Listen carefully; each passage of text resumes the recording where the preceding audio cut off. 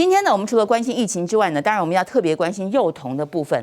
我们知道现在这个国中、高中以上都是可以打疫苗，但是国中以下呢，好。问题来了，这就是目前我们看到欧美等国家遇到的一些问题。幼童没有疫苗传染链很关键。还有呢，要查高端也很大，97%的预约，我也是醉了，原来是个神算法。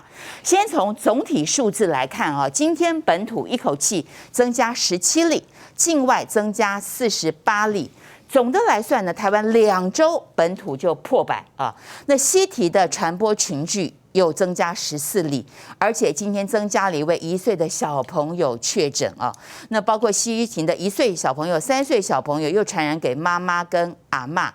所以当然这个部分你就要先注意到，没有错。很多人讲说小朋友得了他的重症几率是低的，但是小朋友也是一个很好的传染链啊。这勾追有没有？这边抱一下，那边抱一下，这边亲一口，那边亲一口小朋友一传，大概家里面妈妈、爸爸、阿公、阿嬷一下子全部都中了，就是这个概念。那桃园传播力呢破了90例，3岁以下的有6例，4岁到11岁有5例，12岁到18岁有4例，也就是说未成年呢就已经有15例确诊啊。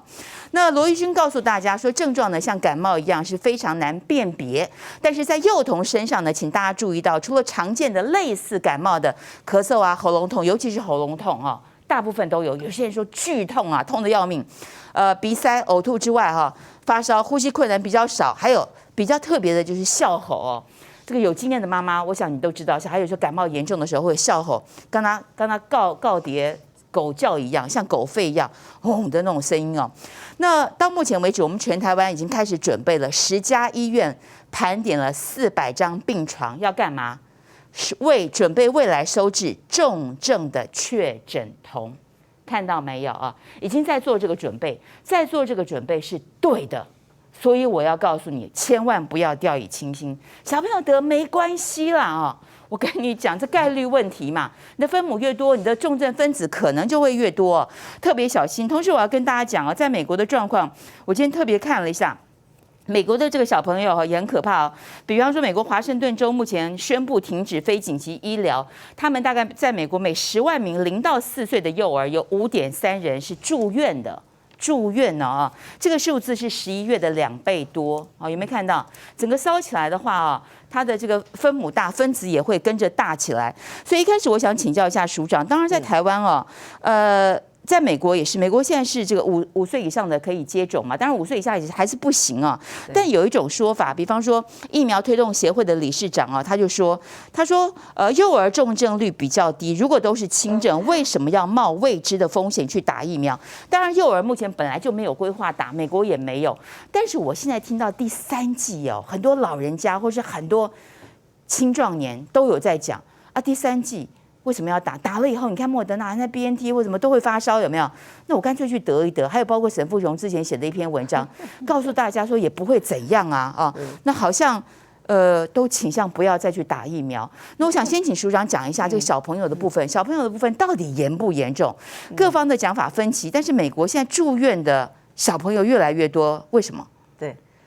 其实从南非，大家知道这个 Omicron 从南非开始，那南非那时候就发现非常特殊的现象，就是幼儿的严重度呢似乎比过去要来得高。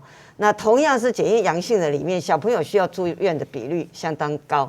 那到了英国跟美国，他们的统计数据就更完整了。那么英国就发现，他17岁以下的这些人的住院数，每一天的这个住院数飙到呢是 Delta 那时候最高峰的2.7倍。Delta 听起来，因为 Delta 是比较重的嘞，结果现在 Omicron 那个住院数飙到 Delta 的这个3倍。那美国的纽约州也是很早就发现小朋友的这个加护病床不够用了。纽约州它算得更细。那其中最严重的就是4岁以下，4岁以下，美国其实5到11岁已经有给他打疫苗，4岁以下还是没办法打。4岁以下的住院率，12月以后就飙到11月的时候的8倍，8倍那所以其实包括很多美国的医师都看了都很心疼。那纽约州就分析，他说2个原因，当然一方面是这一次感染的人数太广了，虽然 Omicron 的确比 Delta 温和住院率1半或1/3，但心理人数好几倍啊，所以你当然住院人数最后还是多了哈。那而且呢，他们也是觉得是对小朋友比前面的那些病毒，对小朋友的严重度会比较高。那当然也包括秀芳刚刚讲的，说小朋友本身感染会不会怎样，所以会怎样，会住院啊，也会住加护病房，住院啊，也有死亡的哈。那小朋友有一种对感染以后比较特殊的自体免疫反应，叫多重器官系统的发炎反应。那这个就像以前的川崎氏症一样，但是它引起的不是只有血管的发炎，它多重器官系统的一个影响。所以小朋友还是会有很严重的。另外，其实那时候这个英国首相强生他就说7月19号要来自由日了，全英国要大解放了。那时候我是全世界10个被邀请去这个紧急国际记者会的专家之一。我告诉他的理由就是说，第一个，你现在大人有疫苗，小朋友没有；第二个，那小朋友感染会不会怎样？除了刚刚讲的这些以外，而且还会留下后遗症。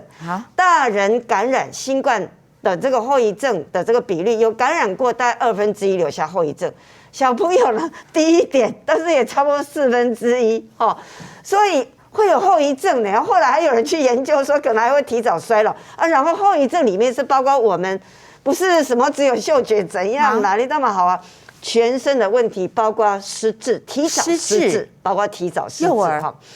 那个大人是这样，那小朋友的话，他就也是多重器官系统，但是对智能的影响，他也需要评估。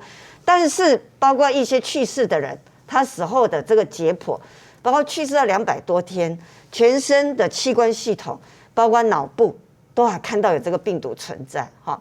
所以其实对于新冠病毒，如果你真的深入去了解它，很多人都觉得说没有谁是应该得到它的，因为它对我们的影响，包括急性的影响，包括未来的影响。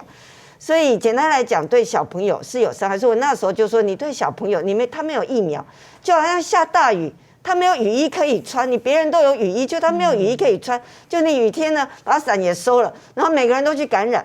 那当然也包括说他会传染给家人。我告诉各位啊，像美国、英国，像英国89%的95%的人已经有抗体了，然后他还打了3剂疫苗，打第3剂完成的超过1半，结果英国人还在一堆人在得这个病毒，而且他的死亡率也向上冲，所以这个，然后他很多是怎么感染呢？但是大人相对有打疫苗嘛，但是小朋友没有，然后小朋友感染以后怎么样？传给家人，所以小朋友自己会感染，而且他会传染给家人。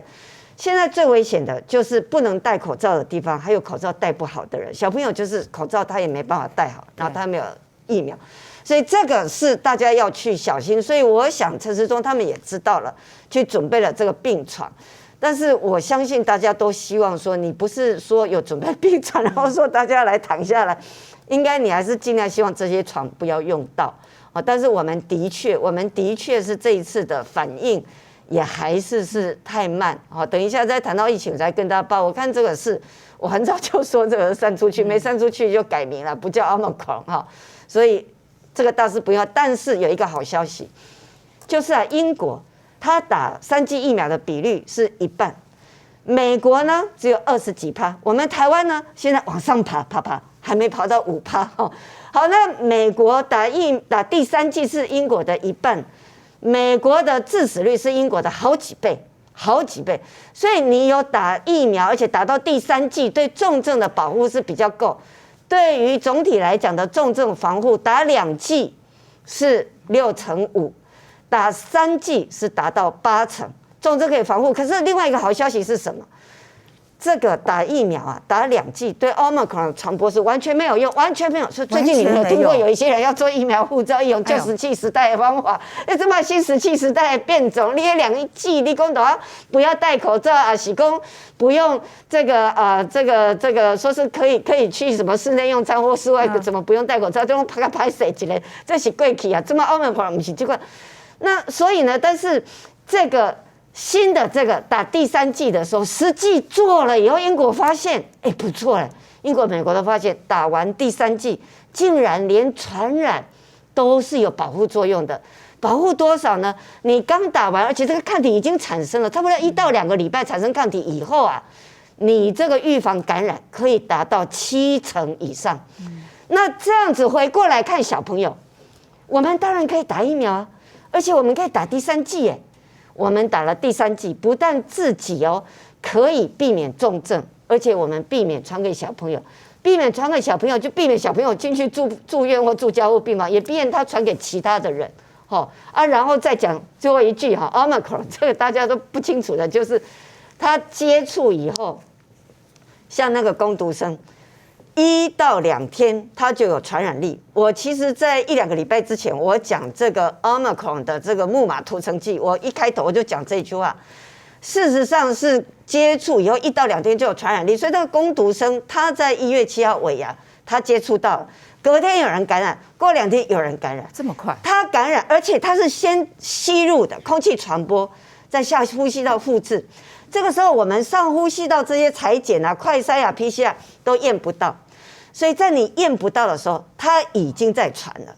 好，那他是传怎么传出去？下呼吸道就是透过吐气的这样的空气传播，所以他接下来有服务到的人，事实上也就有危险。那么那些学校预防性停课去验1次，说阴性，然后就大家回去上课，这嘛是就不一样的所以你就要看他感染是几天。如果你才刚感染过这个2天或3天，你去验可能是验不出来，可是验不出来不表示没事所以我一次把这件事情很关键的都跟大家讲，包括它传播很快。包括它空气传播你匡列不到，包括第3剂可以降低重症，而且2剂你会听到有一些医师跟你说，T 细胞免疫防重症是有记忆力的。对了，有记忆力，但是有记忆力不是100%记忆，好不好？你还问伊偌多啦？记忆力2剂，结果保护你2/3，你要完整的保护就要第3剂防到80%。更重要的是说，它还帮你防传播，这是原本预期。可能没有这么好，但是结果事实做了以后有这么好，所以现在这个礼拜如果你要春节有抵抗力，这个礼拜要去打疫苗因为这样你才有1个礼拜以上的时间可以来产生抗体。对好，这个一开始呢，这个署长开宗明义先把一些这个基本的观念厘清，讲得非常非常的清楚那我们还是来这个关心幼童。当然，我刚刚讲过嘛，大家觉得自己得也就罢了，小孩子得，我觉得全家鸡飞狗跳。而且说实话，很多幼小的小孩，你一定是大人得可以把自己隔离起来，小朋友又不太可能，你还是要照顾他。然后 Omicron 的这个传染力又这么惊人，那这2天呢，我也跟另外一个我的医生朋友聊，他也是认为说一定要去打疫苗的原因是在于，第一个疫苗保护自己之外，它是一个社会责任嘛，保护别人就大人打了不会传染给小孩，小孩也不会再反复回来传给大人，这个冤冤相报何时了的概念稍后来这个请教一下署长，这个小朋友什么样的情况要住院呢？不是都有小朋友轻症？那像美国他们住院的情况是怎样？还有小朋友的致死率高吗？什么样的后遗症？但是我先请教一下这个介大使我们来看看这个台北市联医的这个医生就说也是春节啦，因为春节人来人往，大家都知道都要回家所以这一波看起来难关真的很大他说有个 Omicron wall 像一个墙一样，不像是过去过去确诊是慢慢的曲线往上走高，现在你看到这噗一下整个就起来了不像过去逐步攀升。还有医疗量能接受挑战还好我们现在改了，之前讲了好久。刚回来的时候，轻症没有症状，也全部都丢往医院。那这样子累死医护人员，量能也会不够嘛所以他说，全球100万人同时受感染，战场导致医疗负荷。注意其他的重症资源也会被排挤。医护人员就这么多，病床就这么多你得其他疾病，说不定也没有这个医疗人员照顾你。还有就是可怕大量儿童感染，这个部分我觉得对台湾来讲真是一个很大的一个挑战因为全球未成年的确诊率已经超过了7%美国5到11岁接种率已经到了1/4但是5岁以下住院数在激增那李秉颖就说呢，今年下半年就可以让小朋友开始打疫苗，下半年应该来不及吧？对不对？像1月下半年是6月以后哦，恐怕是没有办法哦。那食药署要先授权啊，爆发社区感染时，孩子还可能确诊成为传染链之一，终究要打疫苗，这个都知道了哈，这个不用讲。那到底接下来怎么做呢？那陈时中也预言，陈时中过去都是。所有的讯息中，他只讲好的嘛，坏的他都不讲。但他告诉大家，先讲好的。台湾是一个福地啊，就是以前靠气质防疫，现在靠福气去防疫吗？不知道讲这干嘛？防疫数1数2，自我感觉良好，但是社区还有未爆弹啊。他就是用个正面的话再进行负面表述嘛，意思就是说翻成白话文告诉你，现在病毒全面进入社区了，小心这边会爆，那边会爆，大概就是这样啊。那。郑文灿他刚莫一修哈 ，Omicron 每3天传播1轮，甚至更快。同校不同班确诊，研判传染途径是共用学校的厕所哈，那也没办法啊。这个部分你有什么解方？叫孩子不上厕所不可能，给小朋友1人1间厕所也不可能，对不对啊？不久之后将会出现指数暴增。指数级的一个暴增啊，那还有很多医生讲到就是后遗症嘛，很多轻症患者会失去嗅觉，有80%一个月之后恢复，其余患者就剩下10几20几，花了半年或是更久无法复原嗅觉啊。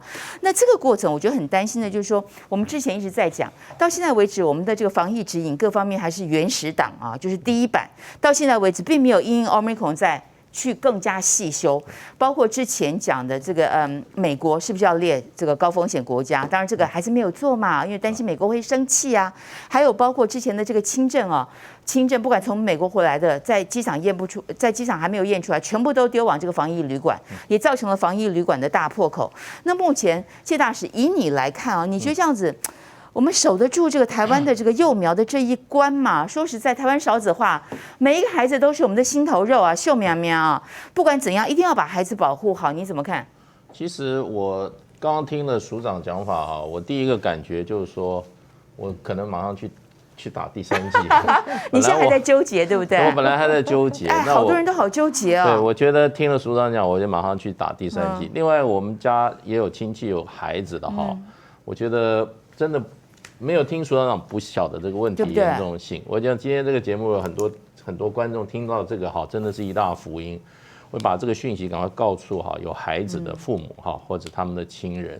然后我的哲学一向是哈，我不太信任我们的这个防疫团队，我只信任。可是他们漏洞事实上是不应该出的，像机场那个整个的那个哈，我们的防疫过程是漏洞百出。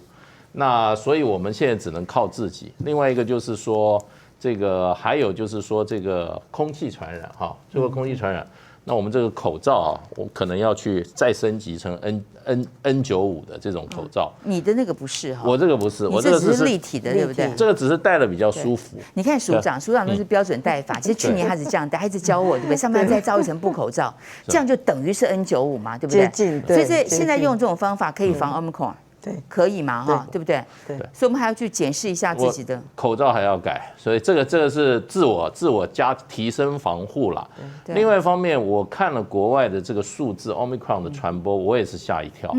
那个是一天30万、50万，最后跳到一天上百万，对，好可怕，上百万，这个是非常大的一个震撼啊。那我们台湾现在，我觉得这个江冠宇江医师他也提到，就是说好像垂直的墙，对，所以我们在心理上可能就是要准备说这个是一个大爆发的前奏。当然我比较外行，我不太敢讲这个哈。那就是说以现在这么多这个群聚感染，然后我也发觉他这个后面追查哈，我觉得我们现在的所谓的这个哈，每次用这个扫条码的，根本就形同虚设。10连制啊，10连制讲到很多人就有气嘛，完全形同虚设，而且执行也不彻底。然后有的地方可以，有的地方不行。像我现在有的去很多超商的话，去很多工作场所，他也不管了。以前还有人在管，所以我就觉得他这个追查起来可能也是一个问题啊。那我们什么办法，就是说可以呼吁一下陈时中先生啊，他是不是能够有一些更严谨的一个做法？看看有什么办法把它做出来。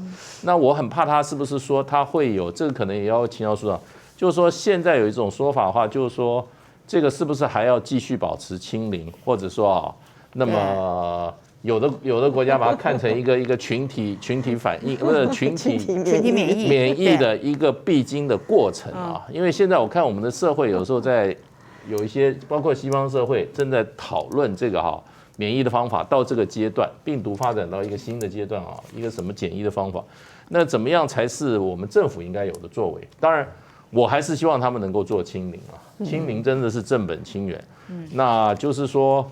那这个病毒，我看了一些报道，就是说它是病毒发展的一个过程，好像感觉起来好像说是一个比较后阶段了。那我们可能比较接近看到了一个隧道的一个里面对面有光起来了，对，看到有光，但问题是可是那个离那个光有多远？对，可是一想到它对孩子们尤其这些就是说这些5岁啊、3岁甚至1岁的孩子有这么大的一个威胁的话，真的对我相信心又揪起来了。我相信现在很多爸爸妈妈或者阿公阿嬷看到这个讯息，有点不太能忍受，对不对啊？因为之前我们台湾因为这个疫情的关系死掉800多人，我相信这是很多人一辈子很难走出来的一个伤痛啊！瞬间家人就没了。大家记不记得那个时候连最后一面都见不到，没有办法。那现在如果是孩子，大家以为说孩子轻症没关系，不是，在美国现在孩子住院的很多幼儿住院的很多，我稍后再来请教一下这个署长，细谈幼儿部分。